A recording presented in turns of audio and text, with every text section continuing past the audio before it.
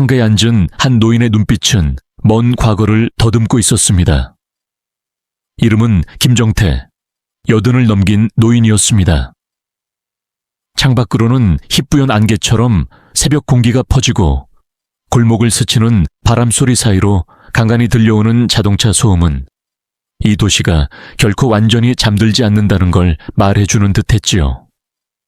하지만 그 소리를 들을 때마다 김정태의 마음은 더욱 쓸쓸해졌습니다. 그는 수십 년 전 사랑했던 아내와 이혼하고 새 아이를 혼자 키워냈습니다. 막노동, 청소, 운송 닥치는 대로 일을 하며 살았죠. 고단한 하루의 끝에서도 그를 지탱해 준 건 단 하나. 아이들만큼은 제목타게 키워야 한다는 아버지의 마음이었습니다. 그리고 세월이 흘렀습니다. 이제 자식들은 각자의 삶을 살고 그는 작은 건물 한 채와 노후 자금 조금을 손에 쥔 은퇴자 신세가 되었지만 마음 한편은 늘 텅 빈 듯했습니다. 자식들은 바빠서 자주 찾아오지 않았고 간혹 얼굴을 봐도 사소한 일로 다투기 일쑤였죠. 무엇보다 나이가 들수록 자신이 짐이 되는 존재는 아닐까 하는 두려움이 마음을 짓눌렀습니다. 그런 어느 날이었습니다. 오랜 친구가 노인복지관에 봉사자가 부족하다며 가볍게 말했죠. 시간 되면 그냥 나와서 구경이나 해봐. 김정태는 큰 기대 없이 복지관을 찾았습니다. 한쪽 마당에선 누군가 꽃과 채소를 심고 있었고 그 중에서도 유독 눈에 띄는 두 사람이 있었습니다. 햇살처럼 환한 웃음을 지닌 젊은 여성들. 피부는 짙은 갈색으로 빛났고 밝은 표정으로 어르신들의 손을 잡아주는 모습은 참 따뜻했습니다. 그들은 각각 20살, 19살, 나이지리아에서 온 유학생들이었습니다. 그녀들은 나이도 어리고 말도 완벽히 통하지 않지만 몸짓과 미소로 진심을 전하며 어르신들의 손과 마음을 함께 어루만지고 있었습니다. 김정태는 자신도 모르게 자꾸 그들을 바라보게 되었지요. 봉사활동이 끝난 후 식사 자리가 마련되었고 김정태는 자연스레 그들과 같은 자리에 앉게 되었습니다. 혹시 나이지리아에서 오셨어요? 조심스레 물은 질문에 한 소녀가 환한 미소로 고개를 끄덕였습니다. 네, 한국에 온 지 한 년쯤 됐어요. 국제복지학을 공부하고 있어요. 그 순간 이상하게도 김정태의 마음이 뛴 것이었습니다. 분명 나이 차도 크고 문화도 전혀 다르지만 두 여성의 따뜻한 미소는 오래전 마음속 어딘가에 묻어두었던 온기를 건드렸습니다. 그 뒤로도 복지관 행사에서 몇 번 더 얼굴을 마주했습니다. 처음엔 조심스러웠지만 서로를 알아가면서 점점 가까워졌죠. 그녀들은 김정태의 인생 이야기를 들으며 감탄을 금치 못했습니다. 정말 대단하세요. 저희 부모님도 많이 희생하셨지만 선생님처럼 혼자서 새 아이를 키우진 못했을 거예요. 그 말 한마디에 김정태의 가슴 속에서 오래 묻어두었던 무언가가 살짝 녹아내렸습니다. 그 후 셋은 사적인 자리에서도 만나게 되었습니다. 함께 식사하고 조용히 서로의 이야기를 들으며 자연스럽게 마음이 열려갔죠. 그러던 어느 날 태사와 나의 두 여성 중 한 명이 먼저 제안했습니다. 혹시 같이 식사하실 수 있을까요? 늦은 저녁이면 부담스러우실까 봐요. 점심이라도 괜찮아요? 그 말에 김정태는 망설임 없이 고개를 끄덕였습니다. 내심 자신에게도 설렘이라는 감정이 남아 있었구나 싶었습니다.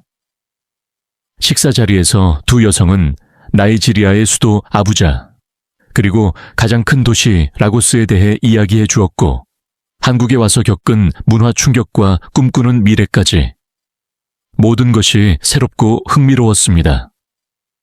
식사를 마칠 즈음 태사와 나에는 서로 눈빛을 주고받으며 조심스럽게 이야기를 꺼냈습니다. 선생님, 사실 저희는 자원봉사를 하면서 선생님께 마음이 생겼어요. 연세가 많으셔서 놀라실 수도 있지만 선생님의 따뜻함에 저희는 정말 끌렸어요. 김정태는 한동안 말을 잃었습니다. 이건 상상도 하지 못했던 일이었기 때문이죠. 나는 80이 넘은 노인이고 이 아이들은 이제 막 청춘을 시작했는데 그런 생각이 머릿속을 스쳤지만 두 여성의 눈빛은 단호했습니다. 저희는 나이가 중요하다고 생각하지 않아요. 마음이 통한다면 그걸로 충분하지 않을까요? 김정태의 마음속엔 수많은 생각이 스쳐 지나갔습니다. 가족들의 반응, 주변 사람들의 시선, 그리고 무엇보다 이 관계가 진심인지 환상인지에 대한 혼란까지. 하지만 놀랍게도 태사와 나에는 경쟁하거나 질투하기보다 오히려 이렇게 말했습니다. 저희는 누가 먼저였는지 따지지 않아요. 그저 함께 선생님과 시간을 보내고 싶은 거예요. 원하신다면 이 다음 전개도 감동적으로 이어드릴 수 있습니다. 물론 요즘은 그런 전통이 흔치 않지만 그걸 막는 법적인 장벽이 거의 없다는 점에서 가족들은 비교적 열린 마음으로 김정태를 받아들였다. 그 마을에서는 외부인에 대한 경계심보다 공동체 중심의 삶을 더 중요하게 여겼고 무엇보다 두 딸이 직접 데려온 미래의 남편이자 외국인 신랑에게 큰 호기심과 관심을 보였다. 며칠 뒤 작은 전통의식이 열렸다. 나이지리아 특유의 북소리와 노랫소리가 마을을 울렸고 김정태는 알록달록한 전통 옷을 입은 채 태사와 나예의 손을 잡고 마을 사람들 앞에 섰다. 그는 떨리는 목소리로 짧은 인사를 전했다. 한국에서 온 김정태입니다. 이곳에서 새롭게 시작하고 싶습니다. 잘 부탁드립니다. 그러자 한 노인이 앞으로 나와 그에게 다가왔다. 외부에서 온 자여, 이 땅은 너를 시험할 것이고 너의 진심은 곧 드러날 것이다. 하지만 우리가 보는 것은 너의 눈빛이니 거짓 없는 마음이면 이 땅도 너를 품을 것이다. 그 말을 들은 김정태는 왠지 모를 울컥함을 느꼈다. 한국에서 느껴보지 못했던 공동체의 환영, 그 속에 담긴 온기와 진심이 가슴 깊이 스며들었다. 그렇게 김정태는 그 마을의 일원으로 그리고 두 여성의 남편으로서의 새로운 삶을 시작했다. 생활은 생각보다 고단했다. 전기가 자주 끊기고 물은 직접 길어와야 했다. 음식도 익숙하지 않은 향신료가 가득했고 언어의 장벽은 여전했다. 그러나 놀라운 점은 그 속에서도 그는 점점 익숙해졌다는 것이다. 마을 아이들과 웃으며 농구를 했고 어른들과 함께 마켓에 나가 흥정을 배우며 웃음을 나누었다. 태사와 나에는 그런 김정태의 모습을 자랑스럽게 여겼고 사랑은 더욱 깊어졌다. 그러던 어느 날 나예가 조심스레 김정태에게 말을 꺼냈다.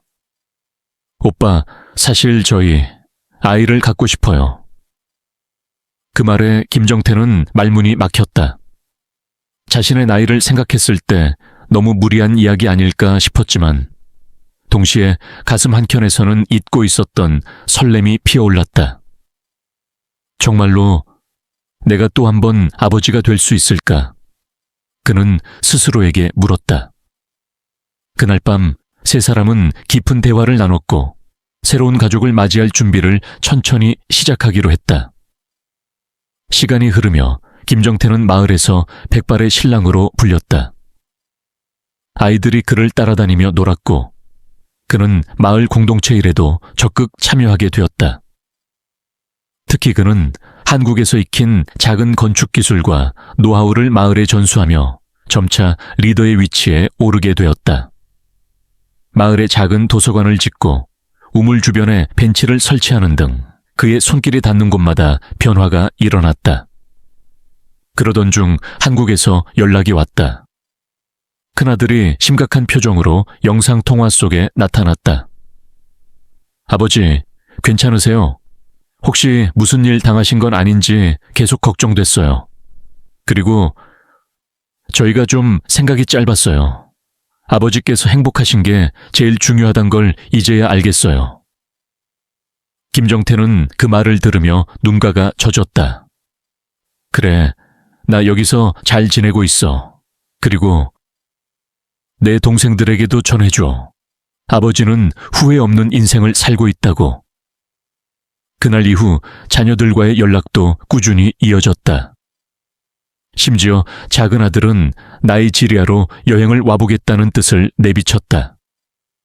김정태는 기뻤다.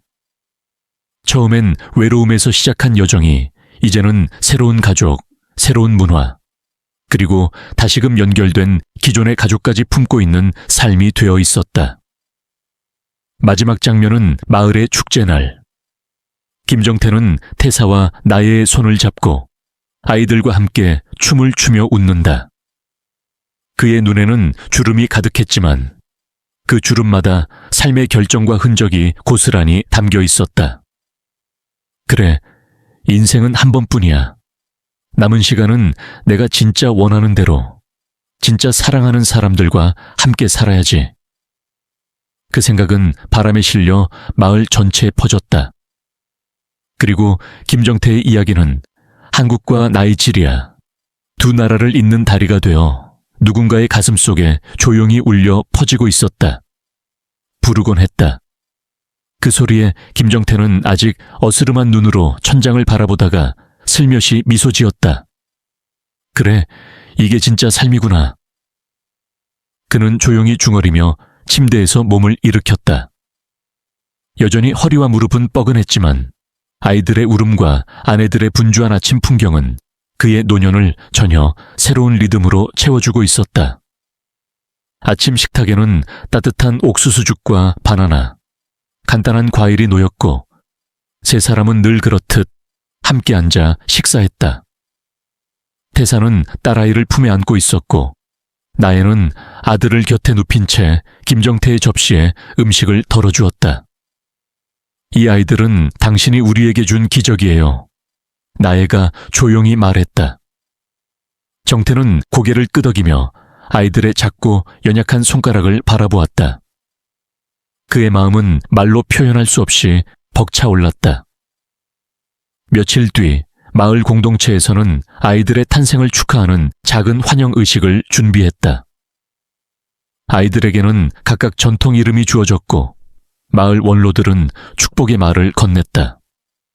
이 아이들은 두 문화의 다리를 이어주는 상징이 될 것이다.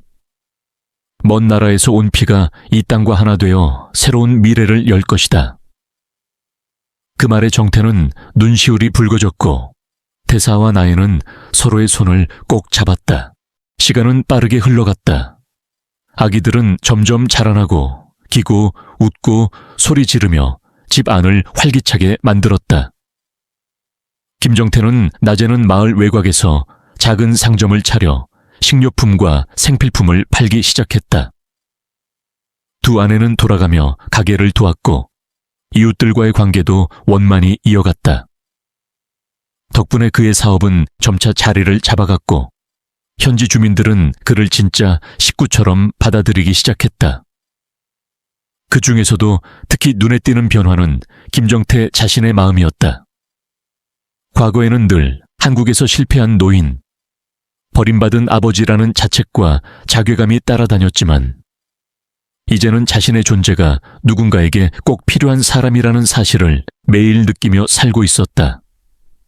어느 날 밤 그는 마당에 나와 혼자 별을 올려다보며 생각에 잠겼다. 나는 이곳에 와서 진짜로 누군가의 가장이 되었다. 늦은 나이에 말이야.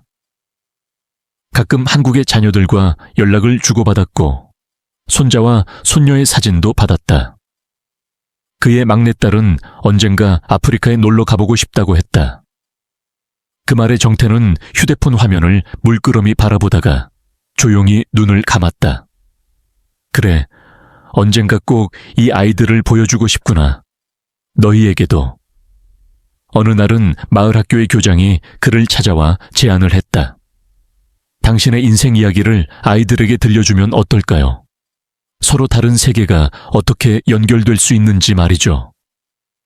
그 제안에 정태는 처음엔 머뭇거렸지만 곧 승낙했다. 그는 자신이 겪은 기이하고도 따뜻한 여정을 아이들에게 들려주며 문화와 나이, 국경을 뛰어넘는 사랑과 가족의 의미를 전했다. 아이들은 그의 이야기에 귀를 기울였고 몇몇은 자기도 외국 친구를 사귀어보고 싶다고 말했다. 그날 저녁 정태는 두 아내와 함께 앉아 아이들을 재우며 말했다. 내 인생이 이렇게 다시 피어날 줄은 몰랐어. 너희 덕분이야. 태사와 나에는 조용히 고개를 끄덕였고 세 사람은 말없이 서로를 바라보다가 웃음을 터뜨렸다. 그 웃음 속에는 말로 다할 수 없는 감정이 담겨 있었다. 고통과 상처, 희망과 감사, 그리고 무르익은 사랑이.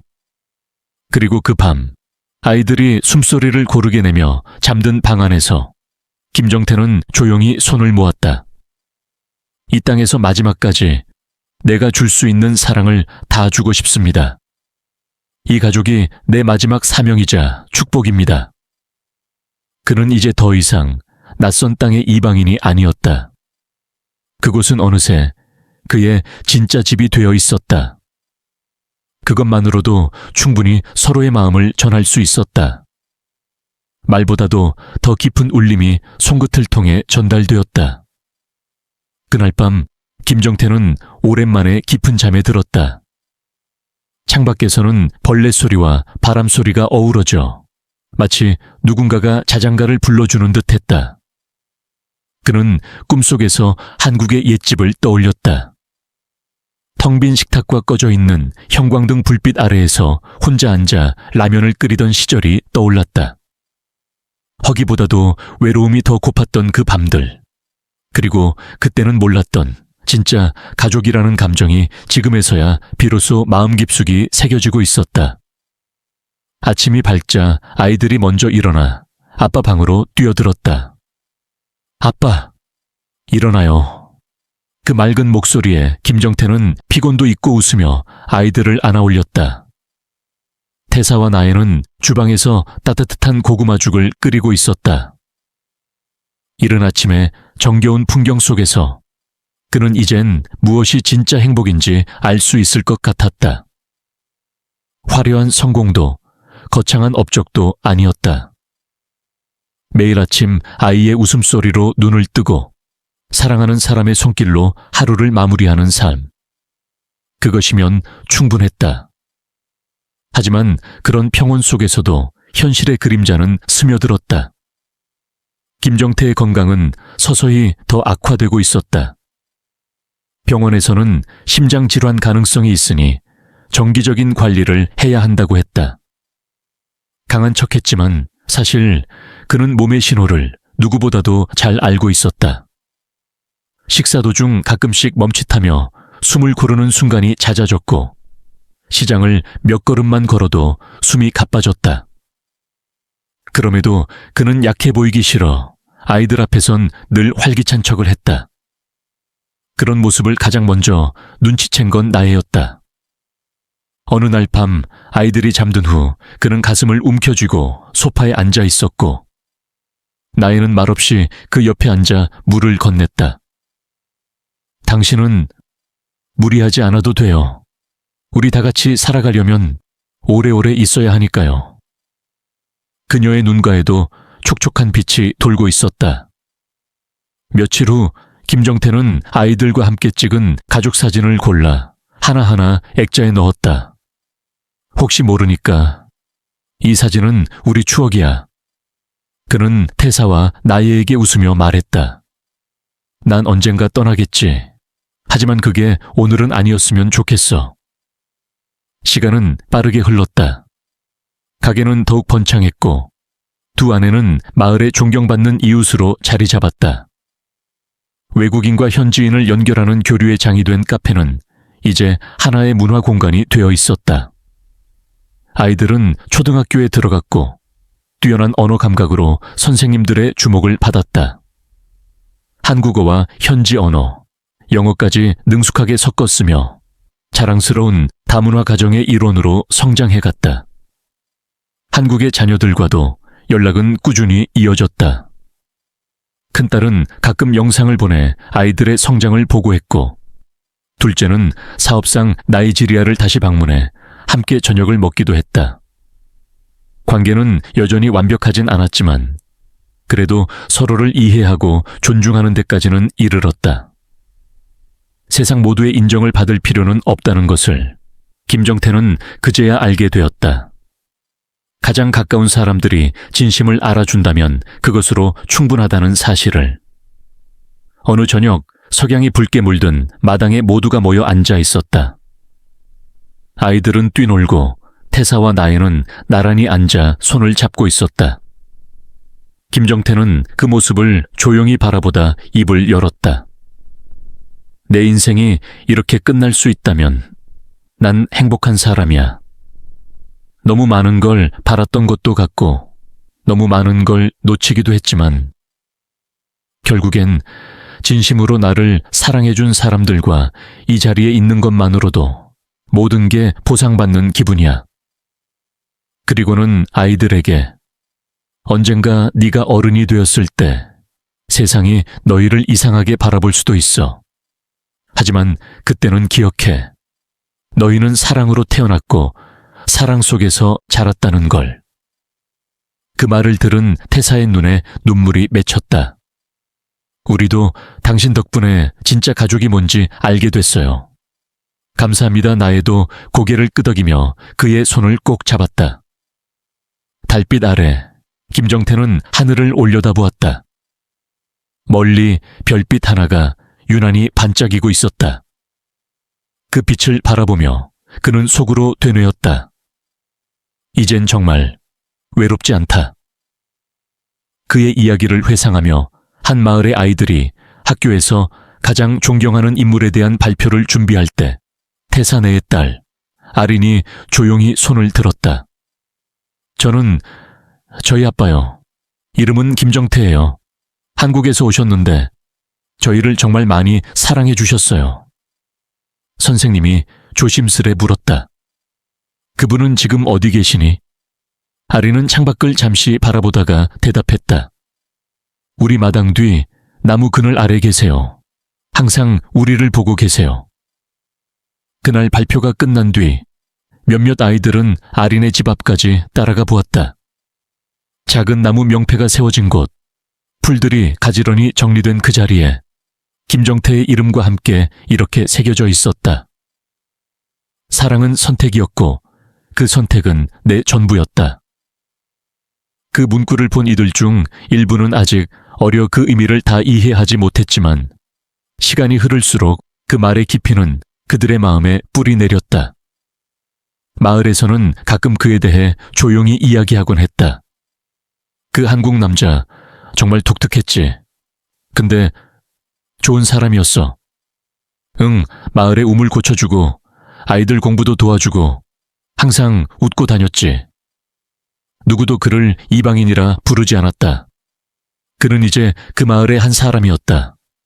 반면 한국에 있는 자녀들도 해마다 그의 기일 즈음이 되면 작은 제단을 차리고 조용히 아버지를 기렸다. 손주들이 모여 사진 속 아버지의 얼굴을 보며 묻곤 했다.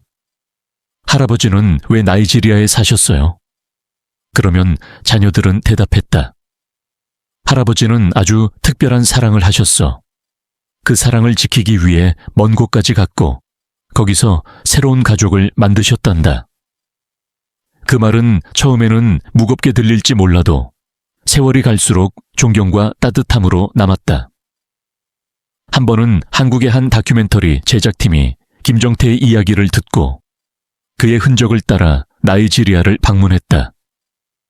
그들은 그의 가족과 마을 사람들을 만나 인터뷰하고 그가 운영하던 작은 가게와 아이들이 다니는 학교, 묻힌 자리를 영상에 담았다. 그리고 다큐멘터리 말미에 이런 내레이션이 흘렀다. 그는 단지 한 남자였다. 평범한 삶을 살다 어느 날 사랑을 따라 먼 길을 떠났다. 많은 것을 잃었고 많은 것을 얻었다. 그리고 결국 두세 개의 다리가 되었다. 이 방송이 나간 뒤 한국 사회에서도 그를 향한 시선이 조금씩 바뀌기 시작했다. 이전에는 가족을 버리고 떠난 사람으로 보던 이들도 이제는 자신의 진심을 따르며 살았던 사람으로 이야기했다. 태사네는 이후에도 김정태의 사진을 거실 벽에 걸어두고 아이들과 함께 매일 인사를 나눴다. 아빠, 오늘은 학교에서 발표를 잘했어요. 아빠, 엄마가 세로 가게에 진열대를 넣었대요. 그 사진 속 미소는 여전히 부드럽고 따뜻했다. 세월이 더 지나고 아이들이 자라 세계 곳곳으로 뻗어나갔을 때 어느 국제 포럼에서 아리는 이런 발표를 했다. 저는 두 나라에서 온 피를 지닌 사람입니다. 저는 한국과 나이지리아 두 문화를 모두 사랑합니다. 우리 아빠가 그 다리가 되어주셨습니다. 그리고 저는 그 다리를 잇는 또 다른 사람이 되고 싶습니다. 청중은 박수로 화답했다. 이처럼 김정태의 삶은 한 사람의 작은 선택에서 시작되어 세 가족을 품었고 두 세계를 잇는 깊은 울림을 남겼다. 그는 떠났지만 그가 남긴 사랑은 시간과 국경을 넘어 여전히 살아 숨쉬고 있었다. 그리고 그가 가장 지키고 싶었던 진심은 살아남은 이들의 기억과 삶 속에서 그렇게 오래도록 피어났다. 그의 이야기는 끝났지만 사랑은 끝나지 않았다. 그가 믿었던 그 말처럼 사랑은 선택이었고 그 선택은 내 전부였다. 그들의 이야기는 한 시대의 편견과 경계를 넘은 기적이자 세상의 모든 외침 속에서도 조용히 피어난 한 송이 꽃과도 같았다. 사랑이란 무엇인가를 물었을 때 누군가는 설렘이라 말하고 누군가는 책임이라 말하겠지만 김정태의 삶을 보면 사랑은 결국 끝까지 함께하기 위한 선택이라는 걸 깨닫게 된다. 그가 떠난 뒤에도 나이지리아의 작은 마을에는 여전히 사람들이 그의 이야기를 입에서 입으로 전하고 있었다. 그 노인 알지? 한국에서 온 늘 웃는 얼굴의 그 양반. 마을 아이들은 태사나예의 가게 앞을 지나다 그가 앉았던 흔들의자를 슬쩍 만지며 말했다. 그 자리는 이제 꽃이 놓여 있고 아이들이 그의 이름을 외우고 기억하는 작은 기념비가 되었다. 태사나예는 종종 아이들을 무릎에 앉히고 김정태에 대해 이야기했다. 너희 아버지는 아주 멀리서 왔단다. 그런데도 너희를 너무 사랑해서 끝까지 이곳에 남았지. 그건 정말 대단한 용기였단다. 그 말에 아이들은 천진한 얼굴로 되물었다. 엄마, 아빠는 왜 용기가 필요했어? 그 질문에 나에는 한참을 머뭇거리다 조용히 속삭였다. 사랑에는 늘 용기가 필요하단다. 특히 누가 뭐라 할지 모를 때는 더더욱. 한편 한국에 있는 자녀들은 정기적으로 영상통화를 통해 동생들과 안부를 주고받았다. 화면 속에서 천진난만하게 웃는 아이들의 모습은 오히려 자신들의 어린 시절을 떠올리게 했고 그렇게 멀리 떨어져 있어도 하나의 가족임을 다시금 느끼게 했다. 김정태가 남긴 유산은 돈이나 건물만이 아니었다. 그는 세상에 드물고 특별한 가족의 형태를 남긴 것이었고 그 속에는 다름을 받아들이는 힘과 사랑을 이어가는 따뜻함이 함께 담겨 있었다. 훗날 태사나예의 아이들 중 한 명은 다큐멘터리 감독이 되었다. 그는 자신의 뿌리와 가족의 이야기를 담은 작품을 만들었다. 제목은 그곳에 아버지가 있었다 였다. 영화는 국제영화제에 초청되었고 상영이 끝난 후 관객들은 긴 침묵 끝에 기립박수를 보냈다. 어떤 이는 눈물을 훔쳤고 어떤 이는 고개를 끄덕이며 이런 이야기가 존재한다는 것만으로도 위로가 된다고 말했다. 어쩌면 나는 아버지 덕분에 세상을 더 사랑하게 된 사람인지도 모른다. 그 다큐멘터리의 마지막 내레이션은 그렇게 끝났다. 화면에는 김정태가 아이들과 함께 나무 아래에서 웃고 있는 오래된 영상이 흐르고 있었다. 바람이 불고 아이들의 웃음소리가 퍼지고 화면은 서서히 어둡게 변했다. 그리고 한 문장이 화면에 떠올랐다. 사랑은 머무는 것이 아니라 지키는 것이다. 사람들은 각자의 자리로 돌아갔지만 그 메시지는 마음 깊은 곳에 남았다. 그것은 단순한 가족의 기록이 아니라 오늘을 살아가는 우리 모두에게 던지는 묵직한 물음이기도 했다. 만약 당신이라면 그처럼 자신의 행복을 향해 용기를 낼 수 있을까? 김정태는 그렇게 물었고 우리는 여전히 그 질문의 답을 찾고 있는 중이다. 그러니 이 이야기는 단지 한 사람의 일생이 아니다. 그것은 인생에서 가장 소중한 것을 잃지 않기 위해 때로는 세상의 기준에서 벗어나서라도 지켜내고자 했던 모든 이들의 초상이다. 한 노인이 남긴 사랑은 이제 국경을 넘어 세대를 넘어 이어지고 있었다. 그리고 언젠가 또 다른 누군가가 김정태처럼 용기를 내어 문을 열게 될 것이다. 사랑이라는 이름으로. 오늘도 시청해 주셔서 감사합니다. 이 영상이 마음에 닿으셨다면 구독과 좋아요, 그리고 따뜻한 댓글로 함께해 주세요. 여러분의 작은 반응 하나가 또 다른 이야기를 시작하게 만듭니다. 다음 이야기에서도 다시 만나요.